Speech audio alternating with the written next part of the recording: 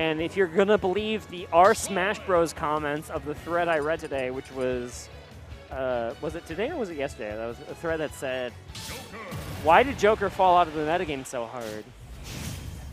And everyone was like, well, obviously because Aegis is you get Arsene whenever you want to. You just press down B.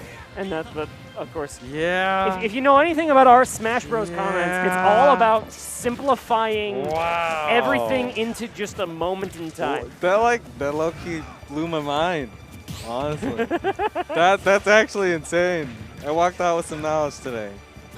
That's how it works, though. Yeah, but woo! Revolver doing a heap load of damage and closing out that stock with a nice 2-frame up or neutral B. Yeah, the 2-frame explosion actually blowing up the Arsene recovery. No way to avoid that in the timing that Revolver has. Down pat with this character. Yeah, I definitely would not expect if Ravenking had switched unless he definitely adapts.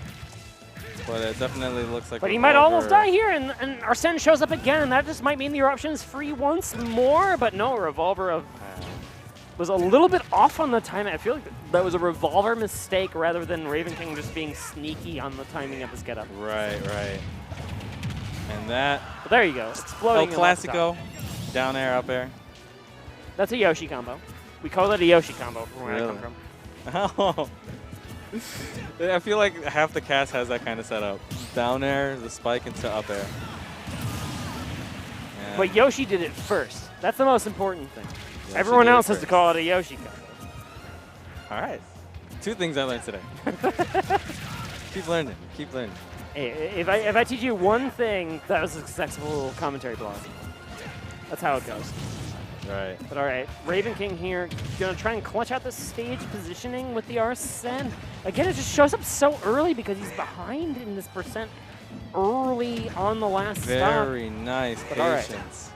He gets a quick combo here, and then that forward tilt should seal the deal. Yeah, even the air dodge not gonna get the job done. All here. right, Ravenking putting in the loads of work and learning the ways around, and see if he can. But the thing is, now Arsene is gone. Arsene was so valuable for presenting like just big hitboxes that allow him to challenge Roy. That was a good combo, but it's broken out just by the falling up air from Revolver. I saw that he was going for the back air finisher, but good patience as Revolver just waits out the platform air dodge. Not gonna quite steal the stock yet. Good recovery from Ravenking, and now he is not out of this. Now it's a game of footsies and saying, I think it's going to take a counter, though, in order for him. Oh, no, okay. He's going to get knocked off the stage. Yeah. He was knocked off the stage, and Ravenking delayed the recovery as much as he could to try and mess with the timing of Revolver.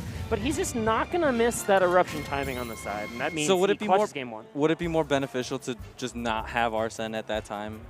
You can't control that. I mean, well, yeah. He got knocked off the stage, and then Arsene showed up. It would be beneficial if he could not have Arsene at that time. there, right. But the thing is, you make your best laid plans for when you will get Arsene charged just due to the scraps of how neutral is going, and then sometimes you get knocked off the stage, and then you're like, I'm here, I'm off the stage, and this sucks. I'm going to die.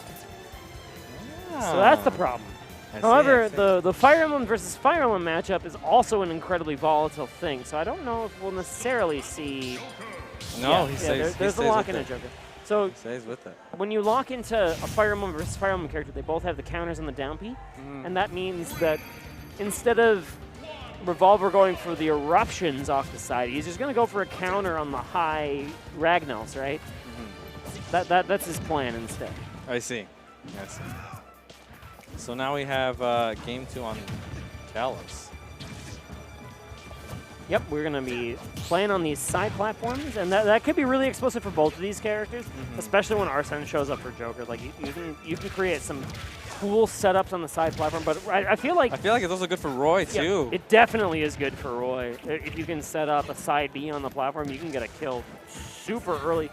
Oh, great tech chases already early on for Revolver, but he's not going for the high reward. He's going for like the low risk. But that back air from Arsene was so strong, and it sets up into the fair. Brilliant stuff for Ravenking. Yeah, that was a good DI on the first hit. Honestly. Good DI on the first hit, but then the rest of unfortunately, That's not the thing. enough. Right, right. You can DI the first hit as well as you want, but if you die afterward, Ravenking's not going to be sad.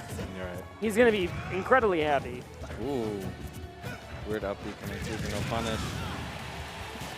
And that's the issue with Kalos, right? Is the center stage dancing blades.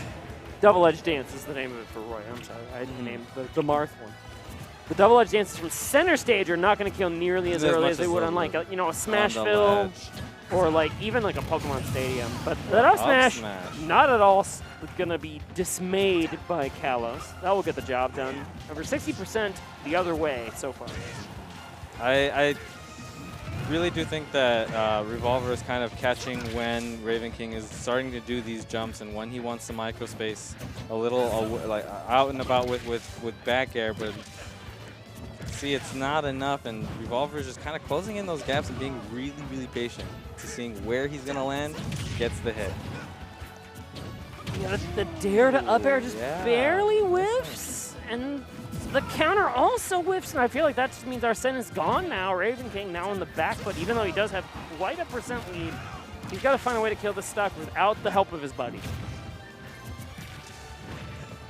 And jab bear almost enough to explode, but just did not quite hit the sweet spot. That's going to allow Ravenking a second chance at life on the stock.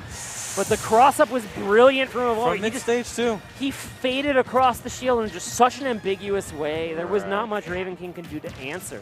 Mid-stage, some almost close to full rage. And look how definitely going to clean that out. Revolver is playing Roy, one of the worst recoveries in the game. He's dipping so low to just try and find an answer instantly. Arsene off the side, and this could be, using the wall jump to fullest extent. Able to turn around with a back air, but it's not enough. Seems like Ravenking is definitely having a hard time trying to just get that stock. And fortunately, everything that he's trying, it's just stray hits, but not enough to kill. But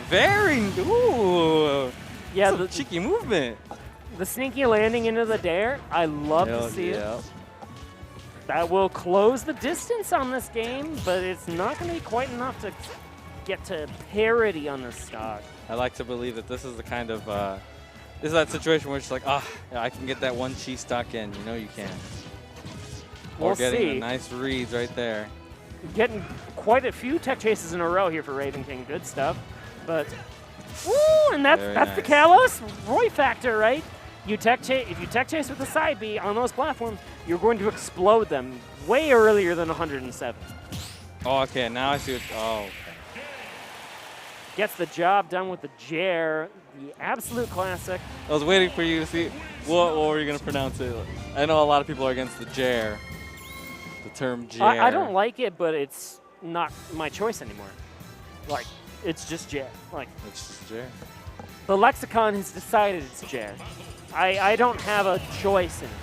And that's the thing about a commentator, being like a commentator at the level, right? You have to just adapt to the way that the community wants to say things. Projects the way to communicate the game. So here we are, saying Jer. And there's a falling up air into the brilliant damage already so far for Revolver. 2-0 lead in this set. I saw that game end and I actually thought this was the quarters again, but this is semis. So I've been corrected by the fact that I can actually read the bottom of the screen this time. Yay. So good stuff. I would have been a little bit disappointed to see it end as a 2-0 for Revolver. So if it's a 3-0, then absolutely congrats. But we're seeing a little more of a patient game. They're kind of more or less waiting and reacting on their movements in comparison to them just kind of relaying stray hits the other game, but now it's definitely a little more patient on both sides.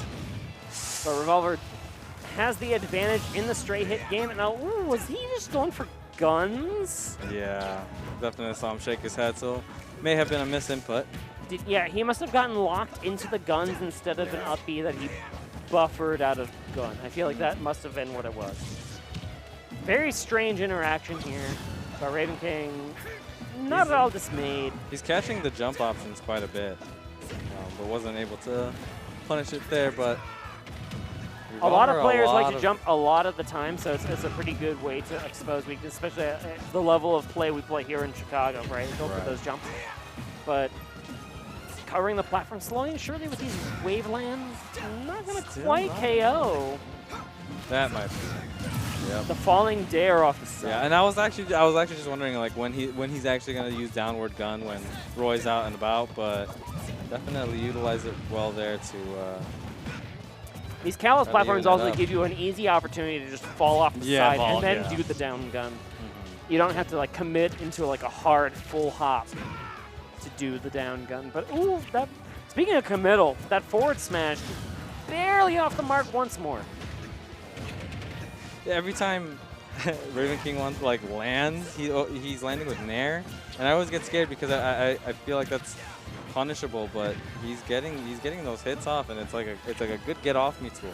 Well, it's an ambiguous Nair because it's just a big circle. It's like, am I going to land to the left of you? Am I going to land to the right of you? It's kind of like a wolf Nair, right? Where you're not sure whether the Nair crosses up, and you have to punish to the left or right, and then commit to that punish. And if you overcommit, you can just eat a punish right back.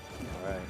That's like the general neutral plan. Oh, I play Wolf and Pilot, so yes, that's exactly how I play this game. Pilot Nair is something else. It's a time. It's a time. So Ravenking in control of this stage, absolutely, and using that long acting cross, and ooh, the tether cancel just be a little bit schmoovy, but almost dying from the fair across Kalos. That is a huge distance to cover on a fair.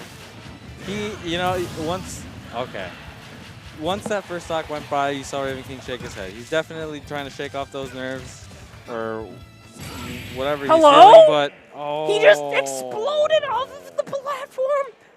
Roy's kill power is undeterred, and that's a 3-0 victory and a handshake for Revolver here in semis. You would have thought that a tech would have came out. I saw him. When he got hit, it was like more diagonal than out. Knockback to tech. It didn't look untechable to me, but I could be wrong. It definitely shot him like outward. It wasn't towards that stage. He went like instead of going straight down, like he went this way. So I was expecting he was probably going to go a little towards the stage and tech it, but I guess not. Roy's spike is ridiculous.